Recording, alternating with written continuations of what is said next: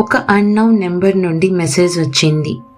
నేను నిన్ను 5 years నుంచి అబ్జర్వ్ చేస్తున్నా. ఆ మెసేజ్ చూసిన మూమెంట్లో నా హ్యాండ్ షేక్ అయ్యాయి. నా పేరు కావ్య. నా లైఫ్ నార్మల్గానే ఉంటుంది.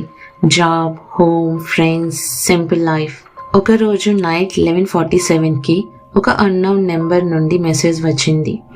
మెసేజ్లో ఒక లైన్ మాత్రమే ఉంది. నేను నిన్ను 5 years నుంచి అబ్జర్వ్ చేస్తున్నా.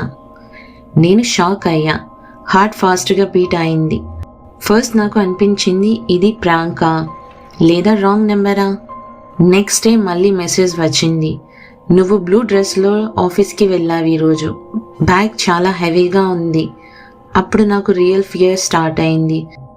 ఎందుకంటే ఆ డీటెయిల్స్ కరెక్ట్గానే ఉన్నాయి. నేను ఫ్రెండ్స్కి చెప్పాను, ఇగ్నోర్ చెయ్యి, బ్లాక్ చెయ్యి అని. కానీ నేను బ్లాక్ చేయలేదు, ఎందుకంటే క్యూరియాసిటీ ఎక్కువ. ఒకరోజు నేను రిప్లై ఇచ్చాను, మీరు ఎవరు, ఎందుకు నన్ను అబ్జర్వ్ చేస్తున్నారు? 10 minutes తర్వాత రిప్లై వచ్చింది, నిన్ను ప్రొటెక్ట్ చేయడానికి. ఆ లైన్ చూసిన నాకు కన్ఫ్యూజన్ అయింది. ప్రొటెక్టా?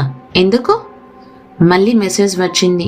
5 years ముందు రోడ్ యాక్సిడెంట్లో నువ్వు ఆల్మోస్ట్ డేంజర్లో ఉన్నప్పుడు నిన్ను హాస్పిటల్కి తీసుకెళ్లిన పర్సన్ నేనే. ఆ మెసేజ్ చదివాక నా మైండ్ బ్లాక్ అయింది.